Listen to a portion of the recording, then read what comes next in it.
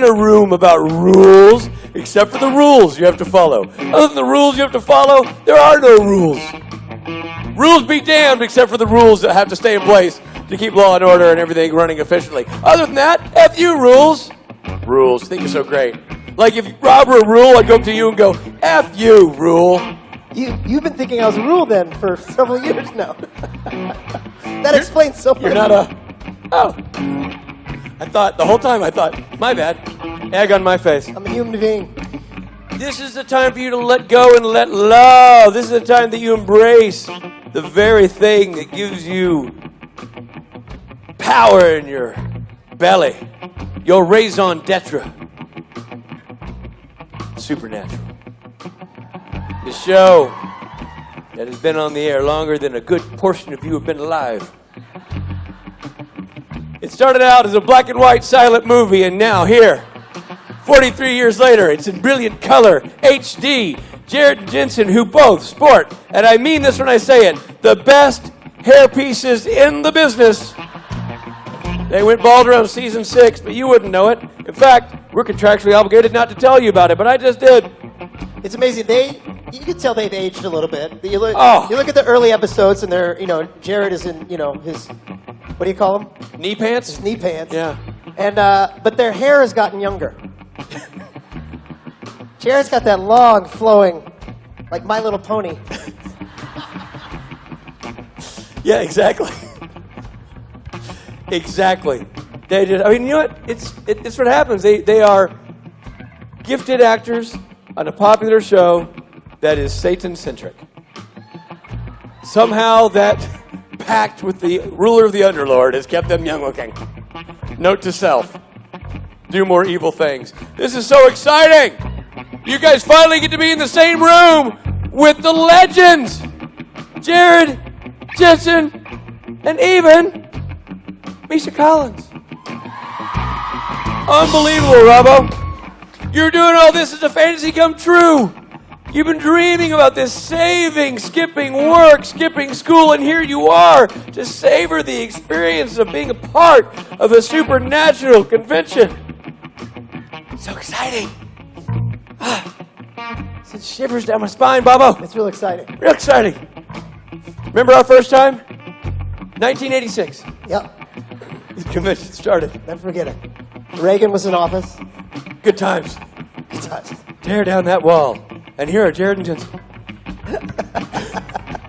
Ladies and gentlemen, this is not your normal convention. If you're just joining us for a convention, you've never been to a convention, our goal is to ruin every other convention for you. For you to go to another convention and go, oh, this one actually sucks.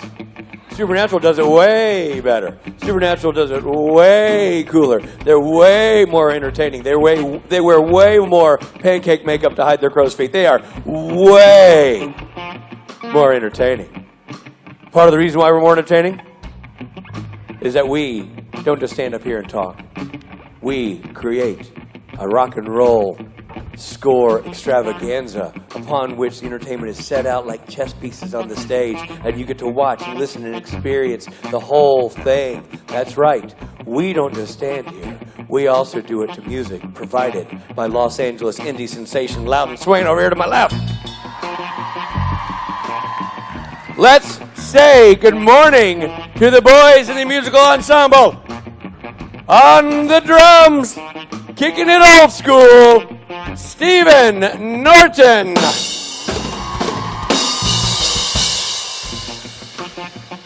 On the bass guitar, representing a level of technology that has Elon Musk scratching his head and saying, how do they do it? It's Robot Michael Borja.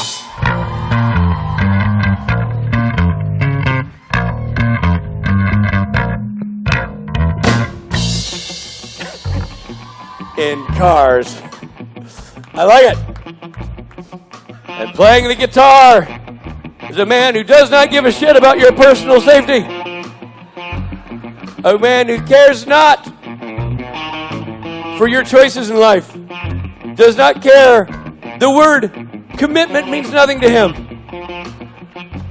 In his deep, raspy, angry voice, he says often, more times than I care to count, relationships are meant to be destroyed. Ladies and gentlemen, he came here to break your heart, and he will do so. The six-string satanic lord of our stage, Mr. Billy Moran!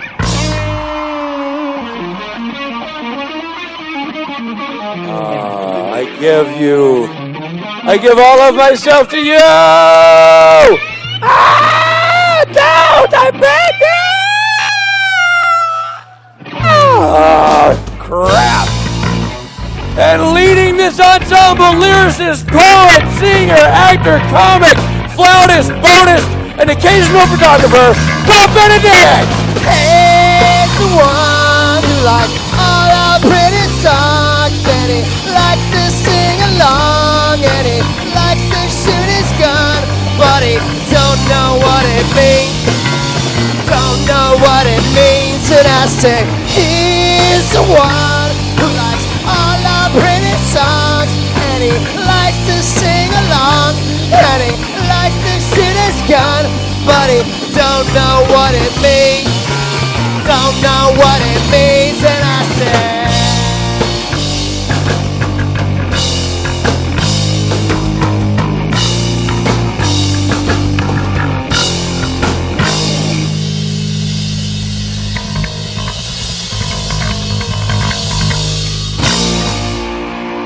Yes!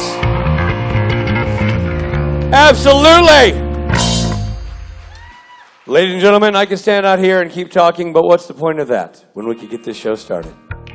There's no better way to start a Saturday than with this next guest, but he ain't coming out until you do what I tell you to do, and that is right now, you repeat with me, the angriest, angriest, angriest yell you can.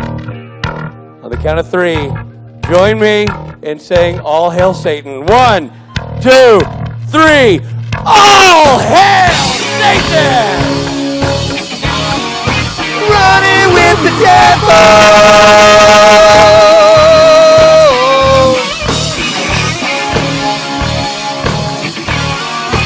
Running with the devil!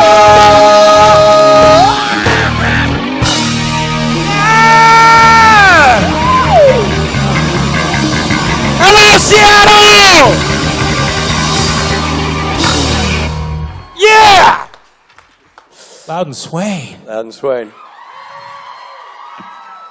Love the boys in the band. All right, I don't want to, Robbie, I leave the band alone. You guys are trained professionals. I would never. But it seems to me like when we're bringing Mark on stage, we might need to adjust the lyrics a little. They don't seem on point. right. Because we're not running. Maybe you should be standing adjacent to the devil. That makes sense. That's a great. I mean, we'll just. I like. We'll workshop it. Workshop it backstage. I like the standing adjacent to the devil Yeah. as opposed to just next to. Well, he's the not devil. next to you. Now, if Rob were to move over, then we could change the lyrics Next. to Right. standing next to the devil or slightly behind the devil. Slightly behind the devil. That works. Yeah. That's Or- got a nice rhythm.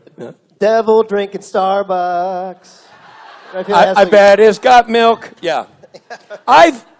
Devil's got this skinny soy mocha. I can say I have this. with whip. I've known Mark Pellegrino for a long time. Oh, and here I we think He go. was a very, very tough, focused, alpha male extraordinaire. Wouldn't you say, Robbie? It's Mark Pellegrino. I mean, is there any other way? I've been afraid of him for years. Exactly.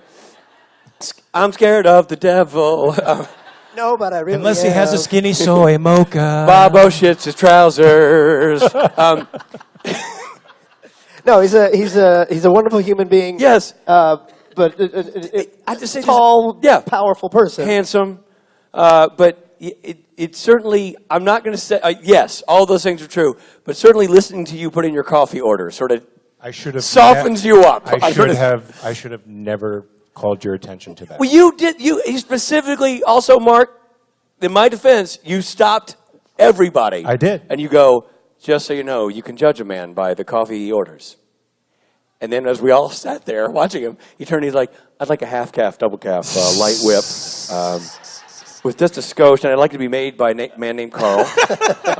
And if he's right-handed, I'm going to pass. But if he's left-handed, go ahead and give me a little whip on the top. And how about some cinnamon? I'm feeling crazy.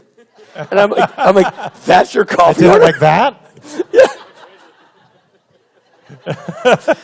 So it changed. I'm just saying. You know what? I think I may like you more because you're A man Complicated. You're a complicated man. Okay. You're in these troubled times. It's important to have an alpha male who's not afraid to publicly order a ridiculous coffee. Ladies and gentlemen, right, thank you. Mark Pellegrino. Yes. Bye, guys.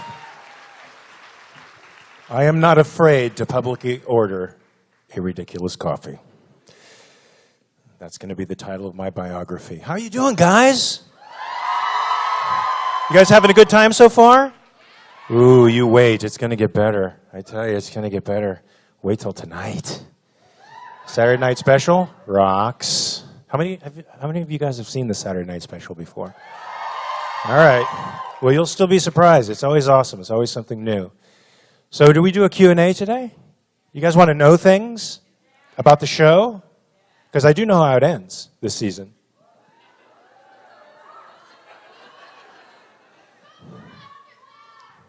What's that? They will. And I'm going to answer. Like I always do. Is this the line? This is where... Okay, good. Hey. Hi. How are you? Good. How are you? Good. Good. I feel like really pressured because I'm the first question. Anyway, It better be good. I mean, it depends on who you ask. So now that we've So now you just threw the pressure on me. If you were asking Spate this, it would be good. Asking Pellegrino, I don't know. well, I mean, we all love you. Like, you make Satan like a very empathetic character. Really? Yeah. No, Thank you. I was. My mom's super Christian, and the other day, I was like, oh my God, like I love Satan. I can't wait for him to come back, and my mom wasn't too happy about that. What happened? Tell us more. What happened? I mean, she just kind of gave me this look, and she was like, you better not be loving Satan, like, and after I explained it, she was like, okay, I guess I kind of get it, but you're a weird child. Weird is good. Weird is good. I'm all for weird. So wait a minute. Does your mom watch the show? No, she thinks that it's like devil worship, but my dad, who's in the audience back there, he drove us here, and I got him hooked on the show just by one episode, so we've been binge watching it. But, Go, Dad. yeah. Now, does this sow any rift between you guys and your mom? Is there like Team Satan, and then I mean, she's like, get thee behind me. well, whenever we watch the episode, she's like, okay, I'm going to leave the room and let you guys do your thing. Just come back when you're done. Like, let me come back when, let me know when you're done. Sure. Wow. Yeah. But she says that she doesn't judge us, but I think she low-key judges us a lot. I think she low-key judges us. I love it. Does she watch any possession movies at all? It's funny because she watches The Grimm. I don't know if anyone's heard of that show, The Grimm. Yeah. So she's a big fan of The Grimm, and I guess it's like pretty much the same thing. But, Is it? Well, I mean, monsters, fairy tales. It seems. Yeah, like pretty much the same like kind of universe stuff. Right. And she watches Twilight, but. So, like, they're monsters, but they're sort of secular monsters in a way. Right? So you can get away with it. But correct me if I'm wrong. Tell me if you know this, or if any of you knows this. Didn't The Exorcist convert more people to Christianity than even Billy Graham? I've heard this. I've had questions before where people said, Mark, now that you've been playing the devil, have you noticed any bad things happening to you? I said, I haven't, actually. Why do you ask? Well, on The Exorcist, people died. The set burnt down. I said, huh. Well, it seems like if there is a devil, there's a God, right? And so by virtue of association, I'm proving the existence of God. Aren't I doing God's work? By being Lucifer? Because if there's no Lucifer, there's no God. Funny story, yesterday my dad was in the aisle, and when Rob went down, he touched my dad's hand, and my dad came out, and he was like, I'm never watching this hand again. God touched my hand. And, yeah, so. That's what he says now. Wait for a month. Okay. So I know you had a question somewhere. So now that we've established that there's an alternate universe, and sadly you were, I'm guessing, killed by the way Michael was talking, what happened? Wait, where are you? Like the alternate universe. Okay. Like they got. And Yeah. the alternate universe Lucifer was killed. Yeah. Yes. Not you. Right. I got confused. Sorry. It often happens. Go ahead. So what I was wondering is, it's kind of a two-parter. One, do you think that Lucifer ever possessed Nick in that alternate universe? And if not, like, what do you think Nick would be doing? Would he be dead? Would he have his family? Aww. Like, yeah. Poor Nick. We forget that there's a Nick in this equation. See, I tweeted you, I think it was back in, like, September or something, because my friend was having the debate, like, if Nick went to the Vale or heaven or hell. And yeah. I remember that. I spend a little too much time on Twitter. Is there such a thing as Twitter's Anonymous? Because I really think I need to go to that group. I think Misha needs to go to that group, too. Does he? Yeah, but I don't think he generates the same hate I do. Like, I get the hate. Like, for thinking differently. I do. Well, people make presumptions that because you think differently, you must be evil. It doesn't help that I'm Lucifer. But, and it's easy for them to think that. I mean, they forget that, you want good things for people, too. You just have a different approach. But anyway, I do think I need the Twitter Anonymous because it sort of does interfere with the more valuable things you have to do. Like I have to write philosophy papers. I do philosophy classes and I have to write a script, 2 scripts. I've got things to do. I can't be arguing with people on Twitter when I know I'm not going to convince them, and they're not going to convince. Well, some people convince me actually, but I it's just too intractable. What is it? They say an immovable force meeting a, what is immovable object? What is it? An unstoppable force meeting an immovable. That's what Twitter is. I think Lucifer did not possess Nick, and I think maybe Nick would have lived happily ever after had not Michael been a evil bastard and decided to take over the alternate universe. So do you think that they're just like kind of living in their own little? I think they were killed in the apocalypse. Oh. Yeah, I'm sorry. Poor Nick. He always gets the short end of the stick. He does, man. Poor Nick. But I don't think he had the stuff. Do you think? I mean, have you ever taken those quizzes online? Like, how long would you survive in a zombie apocalypse?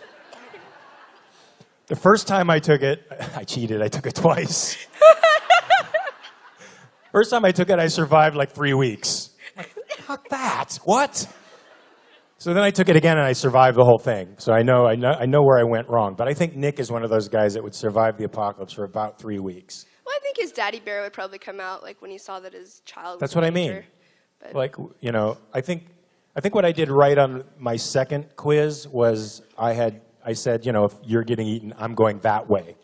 And that's how you survive the zombie apocalypse. And I think Nick would go towards the mayhem to try to save his wife and kid. And he wouldn't last. Yeah, he Right? seemed like that kind of character. And he doesn't have the skills like of a Bobby Singer or a Sam and Dean to be able to do that and pull it off. So yeah, he's dead. Oh. He died. The whole family died. Terrible death. I think they were. I think they went to a resistance camp and they were taken prisoner by the angels and tortured and killed. Okay, well now I'm sad. Sorry. Thank you so much. Do you have an alternative narrative? Huh? Do you have another story? Tell me What? tell me the other story. Tell me how it works out for Nick in the alternative universe. I mean, it's an alternative universe, so I'm guessing that because Michael seems to be kind of a dick in that universe. Yeah. I mean, he was kind of a dick in the regular universe, but he had like a sweeter approach, whereas the other Michael just, no, screw you. Full dick. Yeah, full dick. So we had the partial dick approach, he's gone full dick. Well, I think Matt Cohen helped. Never with the go whole full sweet dick, thing. guys. Never go full dick. But it's like it seems that. Hold on a second. If there are any kids in the audience, earmuffs, please. I think the last time I did one of these things, I channeled a little Sebastian Roche. For any of you who have seen a Sebastian Roche panel, I had the experience of actually standing on stage with Sebastian Roche and doing a co-panel with him. I don't think I said a single word during the entire panel, and I blushed at least 4 times, and it's hard to make me blush. Anyway, I'm sorry, go ahead. No, it's fine. I kind of have to wrap it up because I'm taking. Ah, what? I'm sorry. I know, I'm sorry. I'm taking too much time with everybody. All right, thank you. Yeah, thank you. We'll talk later about the alternate universe.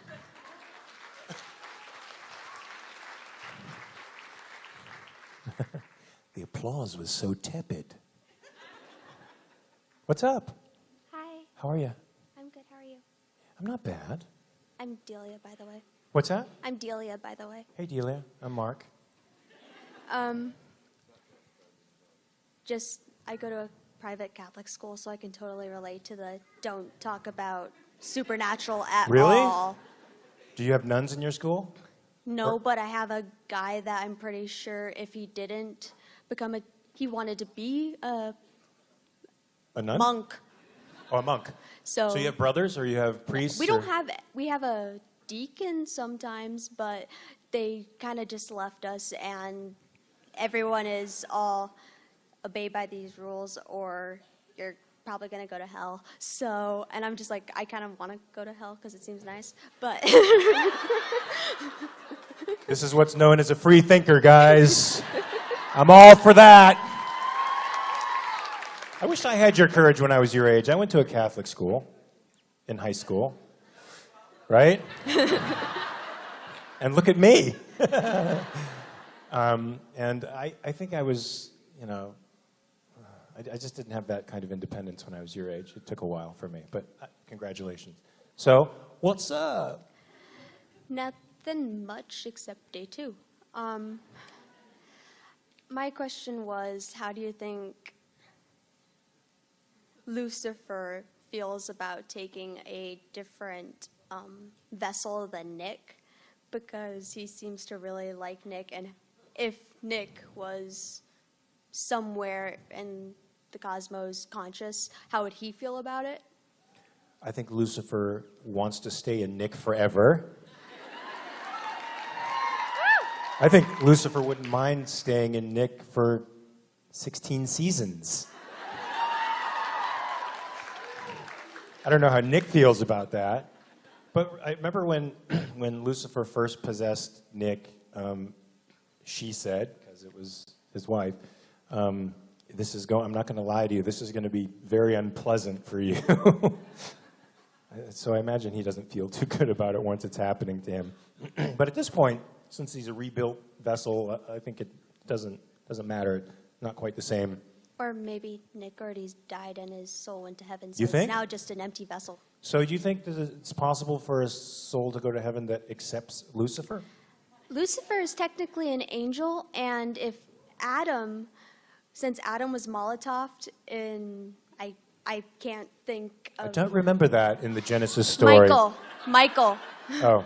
Michael was Molotoved, so you could think that Adam went to heaven before Michael and Lucifer were thrown back into hell. So maybe it could have happened for Nick because, sorry, you die a lot. I don't know. I would like to think if there is a God that he's loving enough to embrace us all, regardless of the mistakes we make down here. And I think accepting Lucifer is a big mistake. It's part of the plan, right? Doesn't God have this sort of already figured out? Technically, how can you condemn? Technically, Sam accepted Lucifer, and so did Cass. I mean, there you go. But they did it for the greater good, right? I mean, Cass did it for the greater good because he thought it was going to help people. I think so did Nick. No, Nick was mad. No, Nick was like, nah, the world sucks, everybody sucks, I'm pissed off, you're going to get even with God, and so I'll let you in for that. So that's different, I think. When Cass said yes, it was like, maybe I can save the world from the big bad, right? Which was Amara at the time, right? Different motivations. I think intentions are everything. No, Nick's going to hell.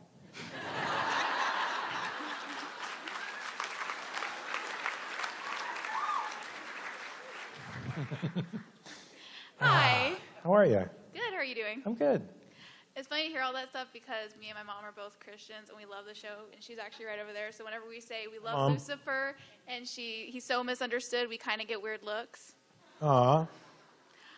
I agree with you that the archetypal Lucifer is probably misunderstood. I do hold that point of view, and Christians in the audience are like, "This guy fucking, you kidding me?" My boxing coach used to get on me for that because he's a pretty intense Christian. He'd be like, "You play the devil, damn it! Get out of here!" But I think Lucifer in Supernatural is not maybe misunderstood. Maybe he is sort of impish and mean-spirited. But I think, your experiences can sort of twist you, yeah? And being alienated and shut out from the universe can make you mad and resentful, right? Cause you to act out until you get attention from the people that matter, like Dad, who still doesn't pay attention to you. So anyway, I'm sorry. Right. Go ahead. So my question is, now that you have a son on the show, does a part of Lucifer feel any kind of paternal love for this person, or is it just a power play for him to get him under his control? Yes. I'll take it. No, I do think it's a complicated thing. I think it's both. I think Lucifer does honestly feel a desire to connect with his son, and I think he is enamored of power and wants to. I know. Oh, poor buddy. Bye, buddy. I know. I have that effect on kids. I think he's also enamored of power and wants to, be top dog and use his kid for his own purposes as well. But I think he does long for a connection. I think. What do you think? I think a part of him, somewhere deep down, but it might be a little bit askew. So, I feel like he does. Yeah, I Deep agree. down. I agree. He's a neurotic, though. Lucifer's a little neurotic, I think. Don't you? A little? Yeah, wanting to hurt people is sort of a neurotic impulse. So it's hard for him to love normally, or do anything normally. So everything he's going to feel is going to be sort of a complex mix of noble and bad things. What's up? Good morning, Good Mark. to see you again. Yes. Now that your brain's probably working a little better, my question for you is early morning. Have you been watching the last 15 minutes? Yeah. Who would be your round table of philosophers? What was that? Heavy question. I think I would love to see Aristotle. I think Aristotle brought into modern day would be amazing. The integrations he made, 2,000 years ago were phenomenal. I mean, that's what started the Age of Reason and the Enlightenment, or his basic principles of reason and the material universe. So I'd love to see him. I'd love to see Rand. I'd love to see Isaac Newton, even though he's some more scientist than philosopher. I think Einstein. I'd love to have him there. Like a little Thomas Jefferson action. Who else? Yeah, I think that'd be pretty big. Then, who'd you like? Who would you like around? I would definitely Thomas Jefferson, just because of the historical aspect of it, with the starting of the country and their take on what they really thought when writing the Declaration of Independence and all that stuff. Right. And I did read a book once. It was Buddha, Conversation with Jesus Christ. Interesting. That was fun. There's kind of a cool fiction book by Gore Vidal. Have you guys ever heard of Gore Vidal? I like his historical fiction quite a bit, and he wrote a book that's very interesting, sort of topical like this, called Creation. Have you guys ever read Creation? Anybody here? Yeah, it's about a Persian diplomat during the golden age of Greece, who has these various conversations with some of the greatest people in the golden age of Greece, and even with Buddha, because he travels up into Asia, and it's actually quite good, and they grapple with the issues of the universe while Persia and Greece are grappling with each other, and it's a very vivid book. I recommend it to anybody who's sort of interested in ideas and history and wants to see history painted in a narrative that brings it to life. I think that's a really good book. Gore Vidal, Creation. Check that out. Thank you. Oh, I'd like Abraham Lincoln to be there, too. I love him. Lightweights. They're all lightweights. Hey. What's up? Hello. How are you? We were talking about religious people reacting to supernatural. Well, I'm from Israel. People there will throw rocks at you if they see you wear a cross. You can imagine their reactions to the symbols I draw on my notebooks. It's cool. I'm pretty sure my Old Testament teacher is afraid of me. Really? Pretty sure she thinks I'm a Satanist. I Wow. mean, look, it's Satan. Can you blame me?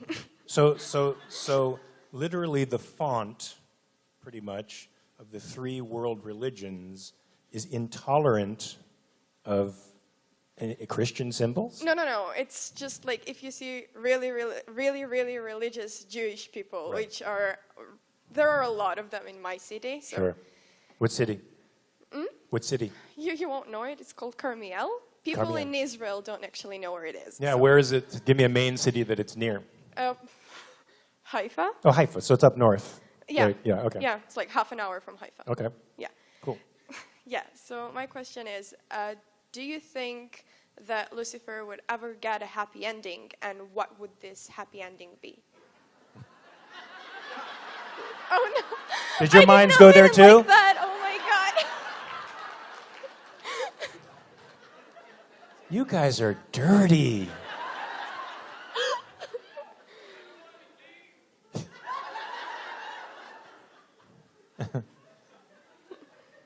Wow, this is the crowd that we're playing to. You know,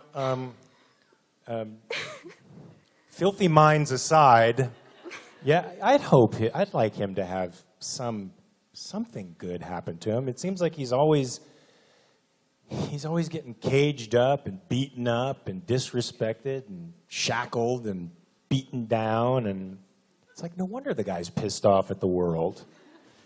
I'd like to see him win.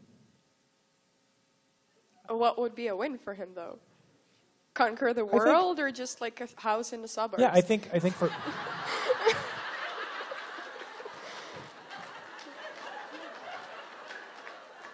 I think a house in the suburbs is a good start.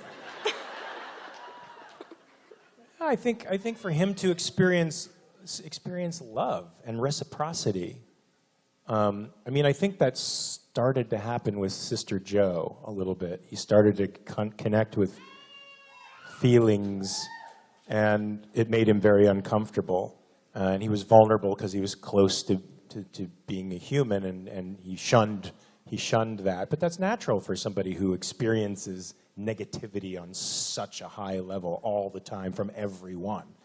I mean, that's going to generate defensiveness, right? Yeah. So I'd like him to let those walls down for a little bit. I don't know if he can, right? Is there a time at which you reach a point of no return?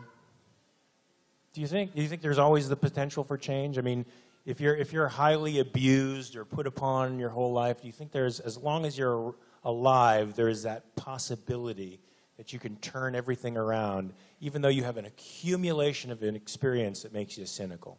Well, you guys have good.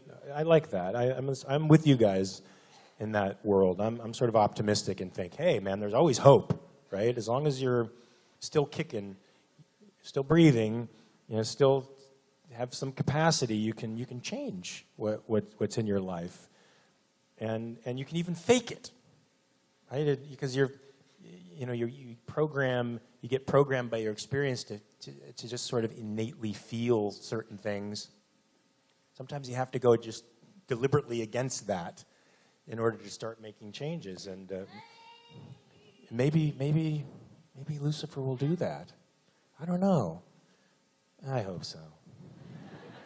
But I think that's maybe that's my vanity. Maybe it's like I want him to have redemption, and maybe that's just my rebelliousness. You know, I tend to be the contrarian. I like going against the grain, and if a lot of people believe this, I'll go, yeah, what about this?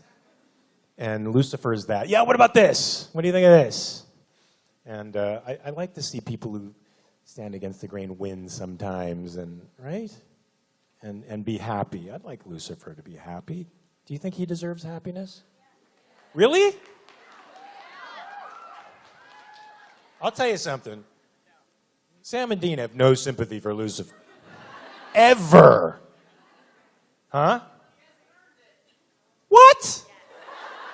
What?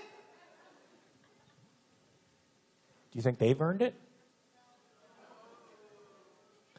I mean, when you start off antagonistically towards somebody, you're going to make them defensive, right? It's their fault. I like Sam's argument, though, through the whole... There's been sort of a dynamic this season of nature and nurture. What makes a person who they are? Isn't that kind of a cool debate to have? And it's been sort of running through this series this year. And Jack is sort of that, well, let's see if nature or nurture wins out. But with Lucifer, there doesn't seem to be any of that Sam thoughtfulness. Like, yeah, maybe if we treat Lucifer well, he's going to come around. Maybe if we open up, make ourselves vulnerable, and love him, he'll see that he doesn't have to be who he thinks he is. Sam is not practicing what he's preaching, is what I'm trying to say. He becomes Dean whenever he's around Lucifer and just treats Lucifer like ass. I'm not trying to possess him anymore. I found the vessel. The new and improved vessel. That was my reference to Crowley, in case you couldn't catch that. Yes, I was. And I'm very happy about that. He did. Yes, they were, weren't they? No, but they gave him grudging respect after a while. They liked him. What the hell's wrong with me? Crowley's worse. No. What? I'm forgetting my own storylines. I'm not possessed. I did try to possess him? Oh. Well, that was like season 11. Yeah. Hi. Hello. She punched me in the face. I was falling. I grabbed onto her for support. She fell through the portal with me.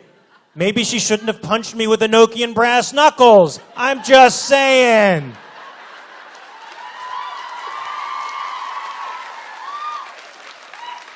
Does Lucifer ever get a break?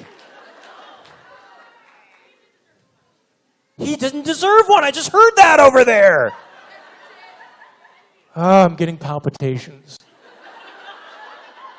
I need another question. Yes.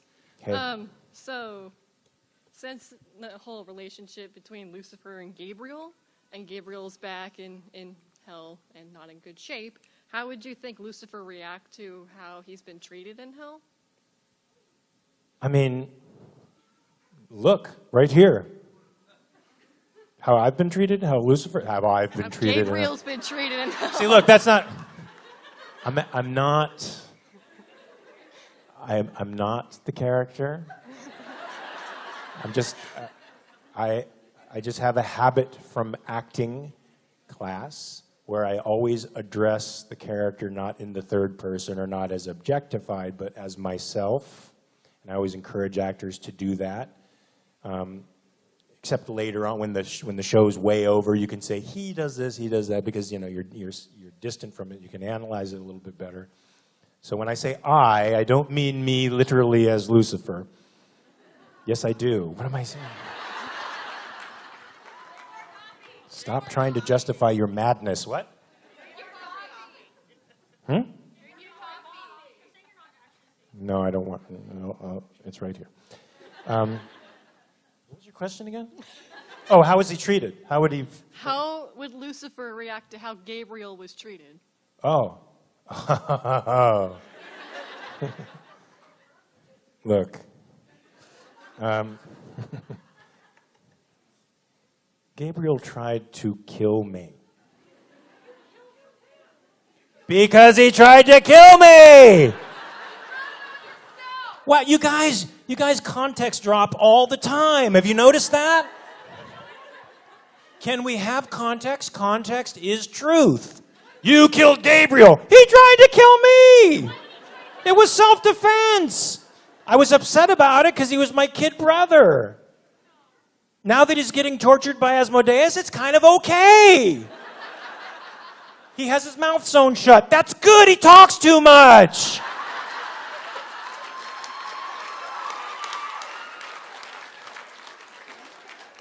Why am I serious about this right now?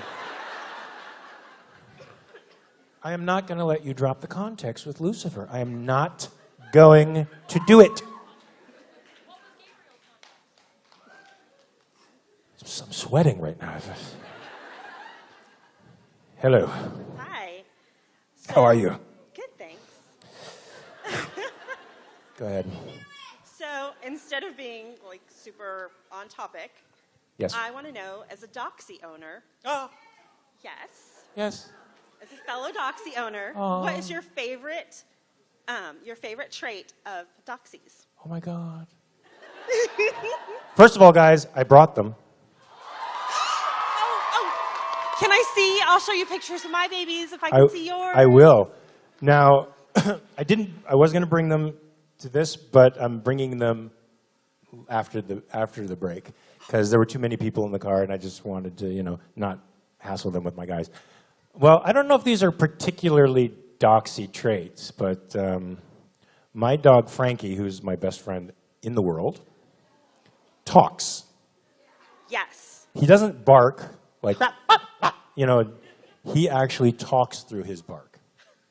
And I could show you something, but it's, no, I have a little videotape of him really upset that his friend Johnny wouldn't play with him. Oh. And I'll try to find it. I don't know if you guys can see it from where you are, but you may be able to. You can always tweet it. I think I did. I think I put it on Instagram. Yeah. I think I did put it on Instagram. Did anybody see it?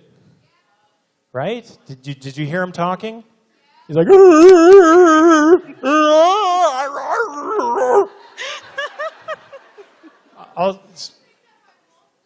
really? You have a wolf?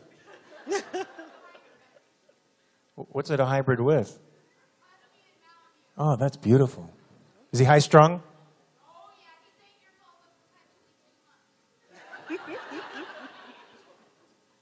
2-month-old wolf.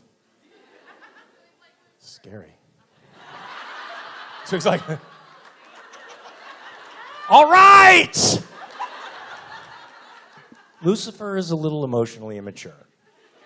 I will say that. A little emotionally immature. Hey, when something happens to you a long time ago, you tend to get stuck in that place. He was stuck there. And it's not like an angel has a lot of, can integrate with a lot of people and get a wide variety of experience. This is God and other angels. And the one time he did integrate with humans, it didn't go so well, but I'm just saying, he has a limited experience. He's kind of virginal. Give him a break.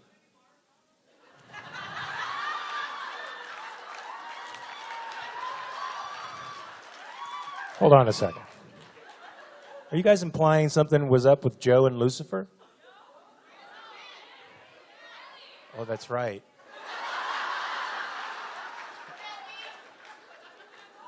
Because it was a different vessel, I didn't think about it.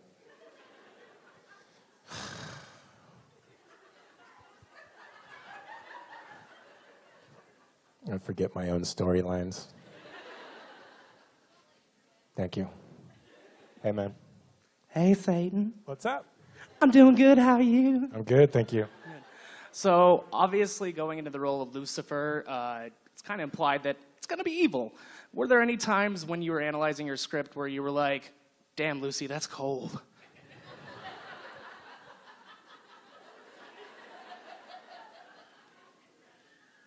No.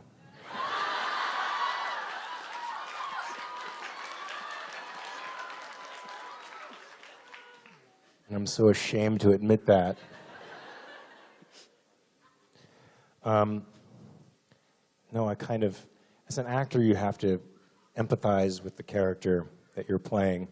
So you have to justify what they're doing in your own mind. Otherwise, you play a caricature of something. So I sort of have worked out a whole roadmap of why it's appropriate to hurt people. No, there are times when I am a little disappointed in Lucifer.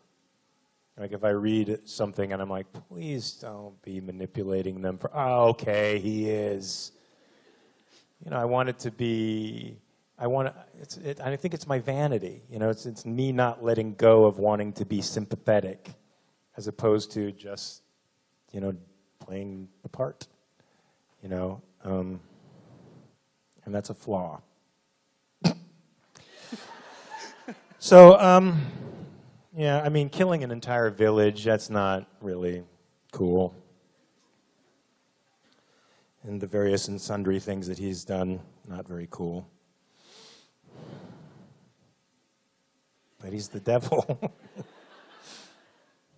I remember when I beat the hell out of Sam and Dean. Ah, it was so great.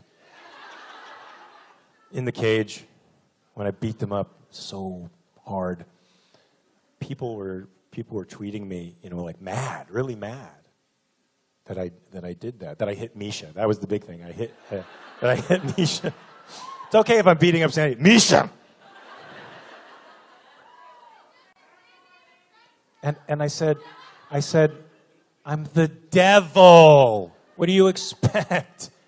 He breaks things. What?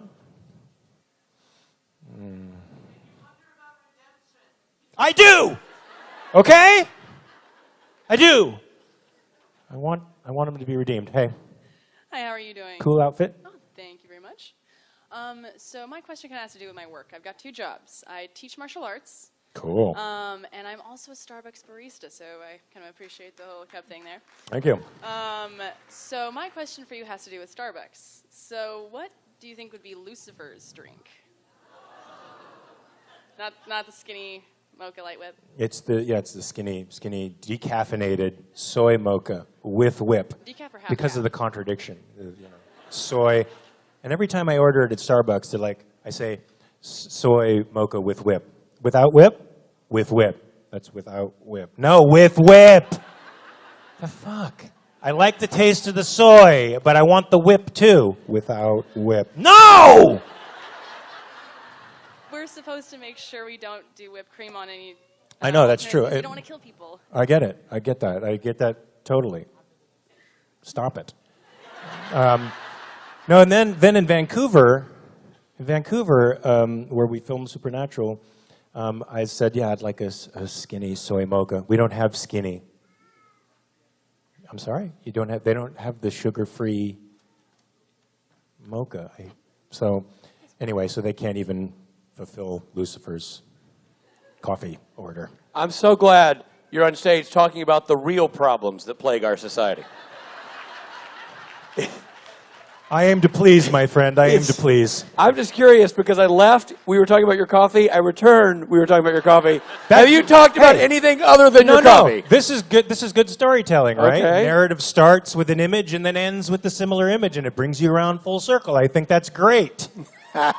Yeah! I do too. I think it's great. We solved the problems of the world here. And then it came back to coffee. Yeah, it came back to coffee in the end by accident. Well, I just am so furious that Vancouver doesn't have the skinny whatever crap you like. Should be. I'm going to write a strongly worded letter to that There's city. things to get upset about in the world. That's one of them. That's one of them. It's legitimate. Well, that province has some explaining to do. Ladies and gentlemen, 3 words. All hail Mark Pellegrino. Running with the devil.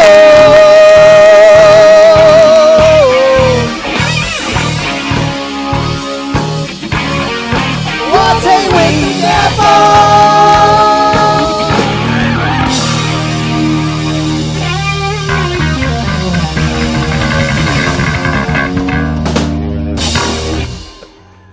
It is, as far as I'm concerned, the new lyrics are latte with the devil. Latte with the devil. Soy latte with the devil. Dairy whip with my soy milk because I'm difficult.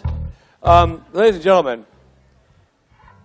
I'm so excited to bring out this next panel of people. Are you going to remember everybody? Nope. I'm not going to remember it. Yes, of course I am. I'm very excited to have them out here. Ladies and gentlemen, the next four women do not find Rob and me attractive. It's Kim Rose, Lisa Bear, Ruth Connell, and Elena Hotman.